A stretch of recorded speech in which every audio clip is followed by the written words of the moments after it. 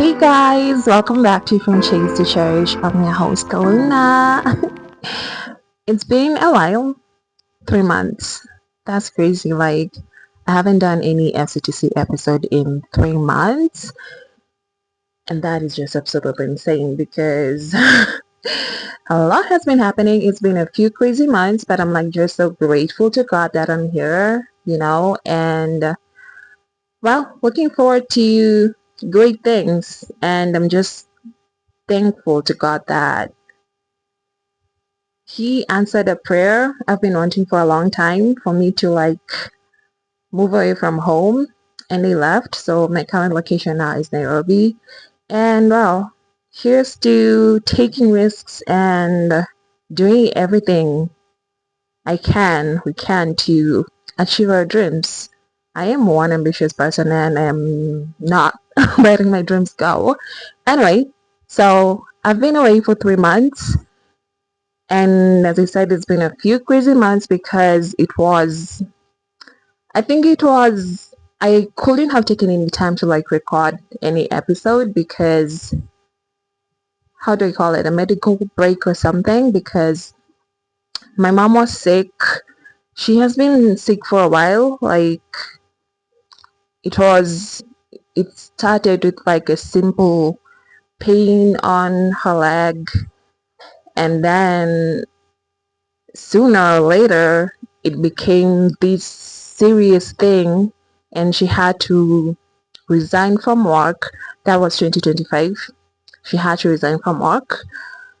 And I'm just so grateful because there is nothing as frustrating as knowing that your body is not okay, but you're listening to different opinions from doctors, different opinions from people, and you just don't get an answer.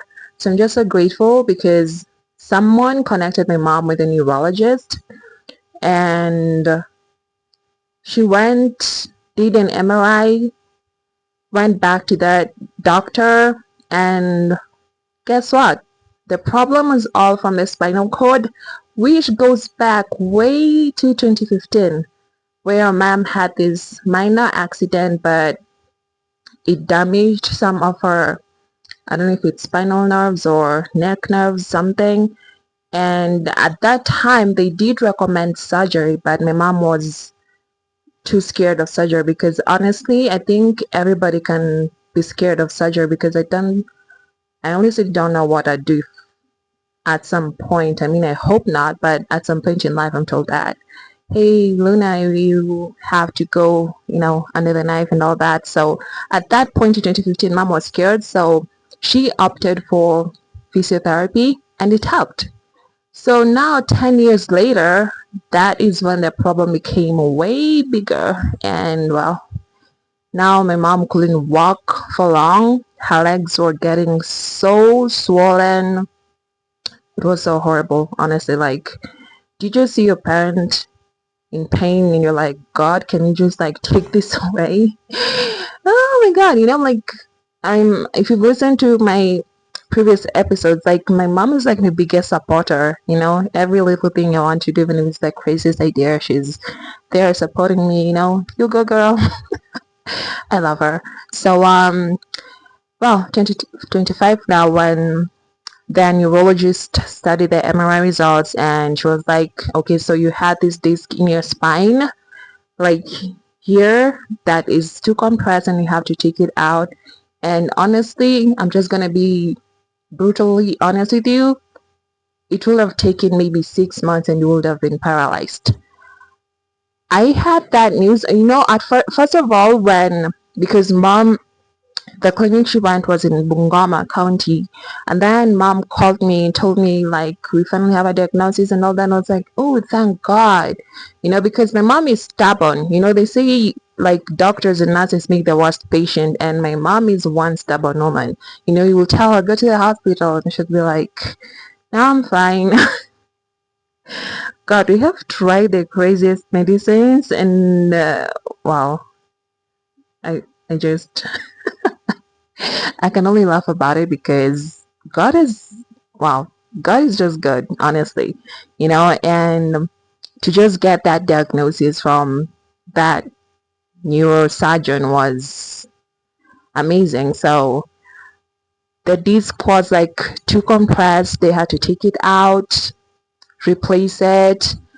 And then mom was like, oh my God, so this is actually happening. She was so scared. I was honestly so scared too because it was like, oh my God, because it was a major surgery. And then I'm like, oh my God, what if she goes there and she doesn't wake up? I'm not gonna lie, I often think about my parents' death, and it's something I'm working on because if my brain decides to go there, it's not getting out. I'm always like, oh my God, if my parents die, what am I gonna do? I still need them. Okay, not going there. So it was scary, the news, but I was also grateful because we finally had a solution, because looking prior before that, it was like, mom was trying this medicine, it doesn't work. She tried so many supplements, so many supplements. Like during this healing period that I've been with her now, after the surgery, it was 2.5 months. I was like, wow, we will laugh about it and be like, what are we even thinking? Some things we tried.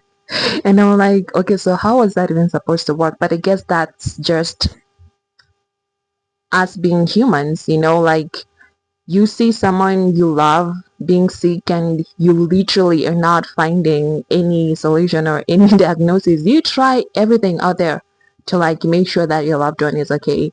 And wow, to anyone out there who's still figuring it out in terms of sickness and all that, I hope you find healing, because God gave my mom healing, and I'm just happy that she's doing okay. I mean, it's a progress, but I'm just so grateful.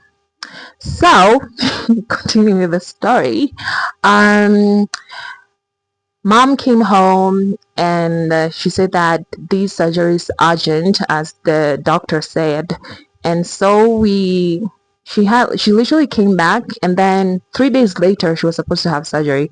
So the surgery was done at MTRH Eldoret Memorial Hospital, and so I didn't go. My dad and my sister went with her, and wow, I was scared. I was alone at home, and I just kept thinking. I remember I didn't sleep that night. I was like, oh my God, oh my God, oh my God, oh my God. And then my sister was telling me, so before mom was taken to surgery, she called me, and well, she was honestly so scared. She was like, "Oh my God, I'm not going to make it out of that, operating room." And I'm like, "Mom, no, please don't say that." So it was scary. We talked, and in my mind, I was just like, I honestly said a little prayer. I didn't pray much. I just said, God, God, my mom's time is not here yet, so you go do whatever you're gonna do and help those doctors to make her better, but please make sure she comes out of that room. And well, God is good. He has always been good to me, and He answered my prayer, and mom was out of surgery after 7 hours, the longest 7 hours of my life. Yeah. And the craziest thing is, people were calling, 7 hours was longer because what the neurosurgeon said that the estimate was going to be probably 4 to 5 hours. So now, an hour later, and I'm calling my sister and I'm like, "Is mom out of surgery?" And she's like, "No, we're still waiting. Not yet, we're still waiting." And then my sister tells me they had to switch off mom's phone because it was call after call after call after call every second. So they had to switch off her phone, and people were so worried. I was also getting called because I was the one at home alone, and wow, I was so scared. Honestly, I was so scared. I'm not gonna lie. Like, yeah, those were the longest 7 hours of my life. And then I don't know, I like slept, and all of a sudden my phone is ringing, and I answer, and my sister tells me, "Mom is here." And I was like, "How is she?" And she told me she's out of it, she's still on drugs and all that. And I was like, thank God. And the following day, I went.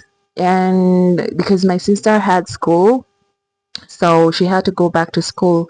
She's also going to become a doctor, a cardiologist to be specific. And so I had to go, and I'm the one who was staying with my mom. We literally stayed in the hospital for about 2 weeks. And it was okay, that is when I was becoming like so scared, because the incision was done on her neck, so she had like a catheter here. And then I don't know what was wrong with night hours. Mom's neck will just get so swollen and it will become difficult to breathe at some point. And I remember I would literally, like, my eyes would be so watery, like I'm gonna cry literally any second, wondering, oh my god, is I'm gonna make it tomorrow. But she did, and here I am, and she's at home doing well, and I'm just so grateful. It was the craziest. The first, after her discharge, we stayed in Eldoret for a while, and then when she was able to move without being assisted that much, because I had to hold her and all that, like I was her primary caregiver. And then we went back home, and I'm just so grateful. I mean, February and March were a bit hard, but I think at the end of March things were starting to get easier because mom was improving a lot. She will be able to like shower by herself and eat. And then I think it was late late April, because now it's already in Nairobi, and the mom calls me and she's like, I'm in Eldoret. I'm like, who took you to Eldoret? She's like, I went there alone. Well, she's able to move by herself now. I mean, the doctor gave an approximate of 1 year for her to heal completely. And I'm just so grateful, honestly. Like, I usually just sit down and I remember 2025. Sorry, I remember 2025 and how difficult it was. And I'm like, God, thank you for healing my mom and like giving us a solution, because it was so hard, honestly, on her. My mom is like such an active person, and to sometimes see her not being able to move or walk for long or stand for long, it was crazy. But right now, God is just good. Honestly, God is good. So that is what has been happening, and that is why I could not be able to do any episodes or literally create any content. But I am here now, and I solemnly swear I am gonna try my best to remain consistent. So, yeah, that has been it. That is what has been happening, and I'm just so grateful. And of course, after I saw mom is like improving and she can do some stuff on her own, I got an interview in Europe. I mean, I didn't get the job, but like I got an interview. And then so I'm with my aunt now. I'm staying with my aunt and cousin right now. So I just came to Nairobi and I was like, there's no way I'm going back home, because as I said, dreams, ambition, and all that, and I have to take risks and ensure I get what I want. So yeah, no quitting. I said that at the beginning of 2026. No quitting. We are doing all the best we can. We try, we fail, we try again until we get it right.